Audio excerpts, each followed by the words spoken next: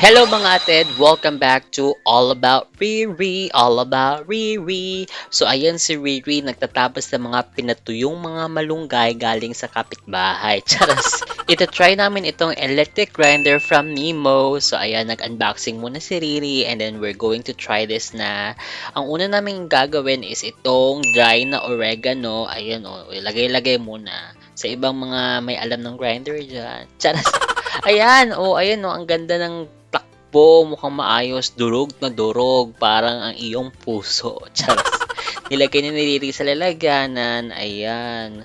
Ang ganda. Bumili na kayo na neto. Ito naman isunod natin yung dry na malunggay. 'Di ba? Para hindi kayo mahirapan pag maglalagay kayo ng mga sangkap sa inyong lutuin. Ayan.